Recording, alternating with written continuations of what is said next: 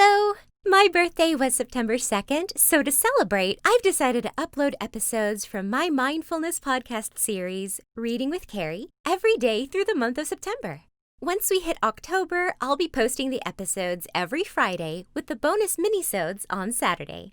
To catch the episodes as they air every Wednesday, you can subscribe to my podcast on Apple Podcasts, Spotify, Stitcher, or wherever you get your podcasts. Click the link in the description below to go directly to my podcast's website. Hope you enjoy!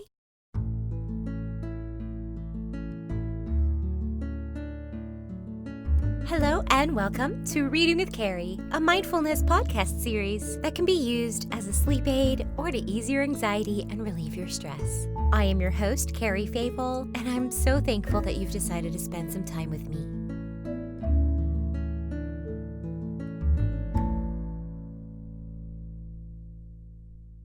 So I have to admit, I'm reading this story because of my sister. For some reason, it keeps popping up in our everyday chats, and not because she does all the chores. But just randomly, the story comes about, and so I wanted to read it and share it with you. But as always, let's start with a mindfulness breathing exercise. This exercise is the senses. 5, 4, 3, 2, 1. We are going to focus on one at a time, but first, let's start with a brief breathing exercise. Close your eyes and breathe deeply with a pause on an inhale all the way in, and a pause as you finish exhaling all the way out. Remember to center on the here and now. Focus on the breath passing in your lungs through to the heart. Breathe in, 2, 3, 4. Hold it. Out, 2, 3, 4. Feel the breath enter through your nostrils or in your mouth, through your throat, into your lungs. Or maybe deep below into your diaphragm tummy area. And exhale, feel the air leave your body.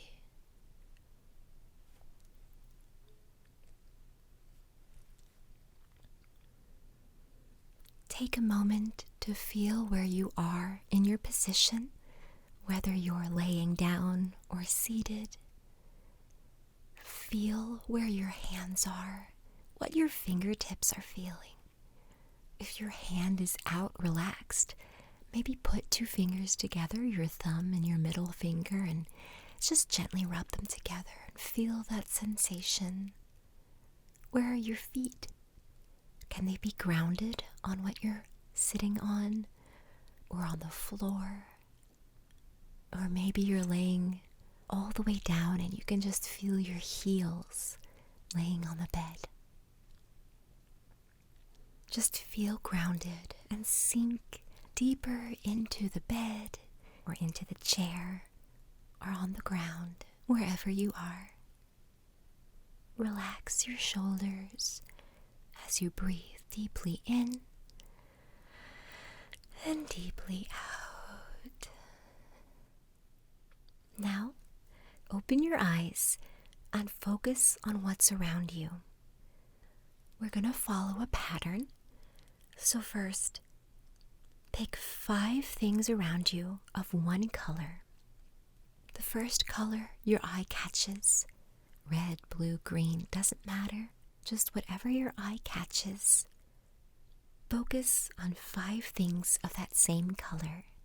If you're colorblind, try to find items that have the same shade of gray.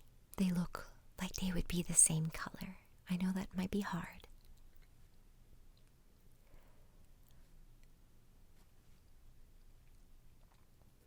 Okay, did you find 5 things? Now let's listen for 4 different sounds. Can you hear your breathing? Is your stomach gurgling? Maybe you can hear a clock or a bird chirping. I'll give you a little time so you can hear that, although I guess my voice could count too.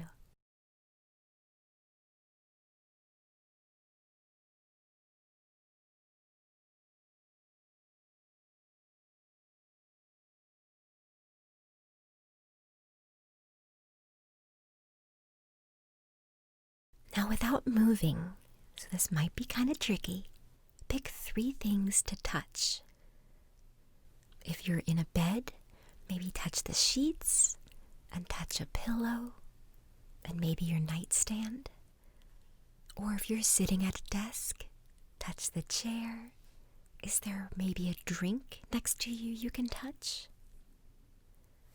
Really take a moment with each of these 3 items and feel the sensation that they give your fingertips. Is it smooth? Is it soft? Is it rough and grainy? If you can't find a 3rd item, just run your hand along your arm. Remember that you probably have the phone right next to you, or a mouse if you're on the computer.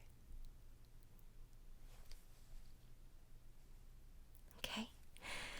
And now this one, it gets trickier as we go along. This one, we're going to pick 2 smells. You can move around for this one if you want to. We're trying to find 2 smells in the room. And you're going to find an item maybe some perfume, or a food item if you're eating. Maybe you have a drink nearby. I'm drinking coffee, and it has a hazelnut flavor in the back. So I get the lovely coffee ground smell and the sweetness of the hazelnut. You can smell your pillow, or if you have a pet, I always like sniffing my dog's fur. Might be a little weird, but she's so comforting.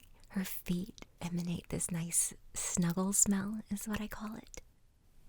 Once again, you can use your body if you need to. Maybe smell your armpit. We can have fun while we're doing this. We don't have to be so serious. Are these smells sweet or sour to you?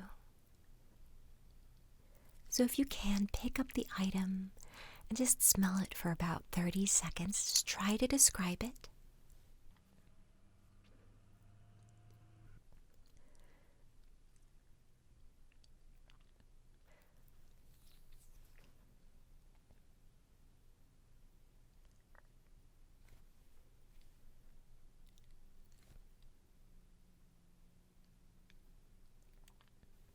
Okay, and now we're going to pick one thing to taste. It can be a food item or a drink, maybe some gum or a candy. If food is a trigger for you, you absolutely do not have to do this. You can also taste the air if there's nothing around. Again, it might be silly, but you can stick your tongue out really wide and wag it in the air, or breathe in deeply. Can you taste anything on the air? If you are okay to go ahead and do the last taste, we're going to take a sip or a bite of whatever your food item is and let it settle on your taste buds. Close your eyes, take it all in. Just take about 30 seconds to really feel it. Dance in your mouth, play on your tongue. Is it squishy? Is it hard? Is it moist? Is it dry? Is it sweet? Is it sour? What different flavors can you taste? Just sit with it for a moment.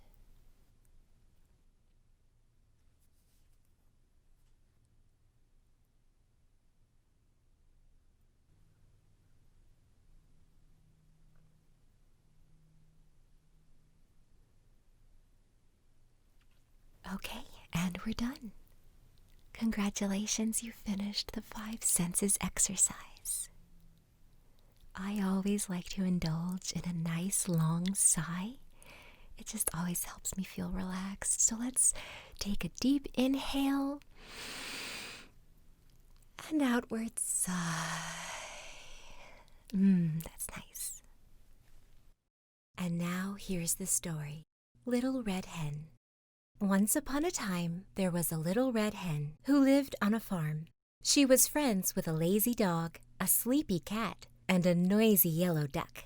One day, the little red hen found some seeds on the ground. The little red hen had an idea. She would plant the seeds. The little red hen asked her friends, "Who will help me plant the seeds?" "Not I," barked the lazy dog. "Not I," purred the sleepy cat. "Not I," quacked the noisy yellow duck.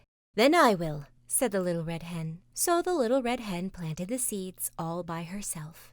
When the seeds had grown, the little red hen asked her friends, "Who will help me cut the wheat?" "Not I," barked the lazy dog. "Not I," purred the sleepy cat. "Not I," quacked the noisy yellow duck. "Then I will," said the little red hen. So the little red hen cut the wheat all by herself. When all the wheat was cut, the little red hen asked her friends, "Who will help me take the wheat to the mill to be ground into flour?" "Not I," barked the lazy dog.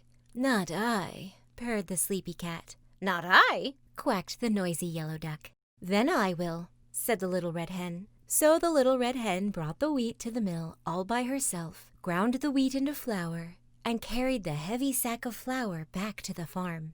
The tired little red hen asked her friends, "Who will help me bake the bread?" "Not I," barked the lazy dog. "Not I," purred the sleepy cat. "Not I," quacked the noisy yellow duck. "Then I will," said the little red hen. So the little red hen baked the bread all by herself. When the bread was finished, the tired little red hen asked her friends, "Who will help me eat the bread?" "I will," barked the lazy dog. "I will," purred the sleepy cat. "I will," quacked the noisy yellow duck. "No," said the little red hen. "I will." And the little red hen ate the bread all by herself. "No bread for you." This short tale has a very clear message.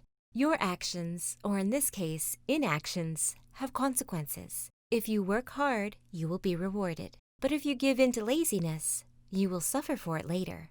Now, I don't want to bog down such a silly story with a deep thought, but I do think it beneficial to bring up a concept that has been floating around for many years: procrastination and motivation.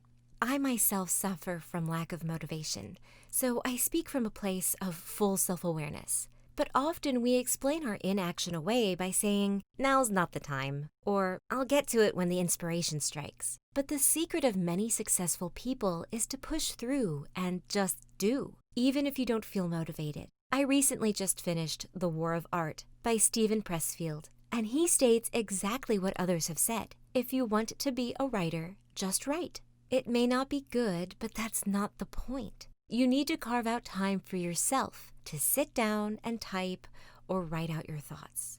In terms of this story, this is a bit more about chores, but the idea is still there. To be responsible and time efficient, we need to set aside time to do the dishes, wash laundry, sweep the floor. Do we ever want to do these things? Probably not. Occasionally we may be hit with a cleaning whim, but most of the time we have to force ourselves. But what happens? The house gets clean and we feel accomplished afterwards. Well, we need to do this in all avenues of life. We don't find the time, we make time. For mindfulness meditation, for food shopping, and yes, for our hobby. It is imperative that you do make time for your passion, whether it be painting a picture or even playing a video game. The saying is, work hard, play hard. The art of productivity is actually to include rest and relaxation. So we also then need to reward how our time is spent. You are not being lazy, you are resting to recharge. Just make sure you are also evenly distributing your time allotment, else you won't get any bread. Thank you for listening. I welcome you back anytime you may need to hear a comforting voice or a familiar bedtime story.